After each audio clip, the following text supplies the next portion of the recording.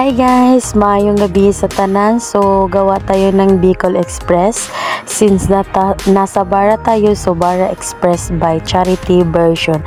So deserve na to guys na makaunta og lami kay gikan ta nagtrabaho sa kadlaw diri sa balay. So ang ingredients mo ni string beans, hiwa-hiwaon og gagmay.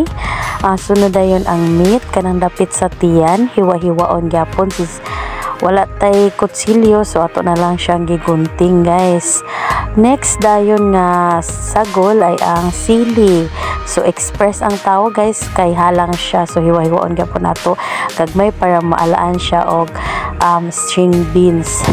Joke, og mo ni ang sagol guys, ahos, luya, sibuyas, sili ug string beans, meat o kaning gata.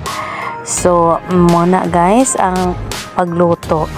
Okay, ang unahon din nato glunod guys ang atong meat. So ang atong meat guys, ato siyang ipamalasa guys para mawala ang iyang tubig. So ayan guys, ato lang siyang ilunod tapos ato siyang ukay-ukayon para mawala ang ihang mga tubig-tubig guys. Para mawala pod iyang anghit. So diba? Atong ukayon hantod mahimo siyang parang golden brown. Ayan guys, so wala na siya tubig, so kinahanglan na nato siyang isit aside para sa atong main ingredients na gyud nga atong buhaton. So isit aside sa nato ning meat guys para ato sang iluto ang atong kuan. Ayan, ilunod na natong butter, diba natoy butter kanina guys. So butter atong lanayon after ang sibuyas para mahimo siyang golden brown, atong ukay-ukayon. Next nato ang ahos, ukayon pod nato para mahimo siyang golden brown. Next na po din nato ang luya, ato gyapong ukayon para mahimo siyang golden brown. So next din nato ang atong gulay, ang string beans ug ang sili. So ato siyang ukayon guys para maluto siya. Ato ding next ang bitsin, magic sarap, asin ug ang atong ukayon.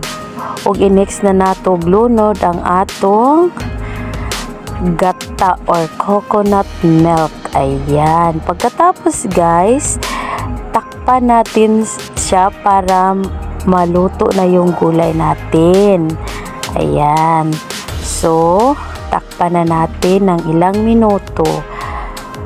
Pagkatapos pag ganito na siya guys, pangluto na yung gulay, idagdag natin yung meat na set aside natin kanina para magiging Bicol Express na talaga siya, diba? Takpan ulit at lagyan ng suka.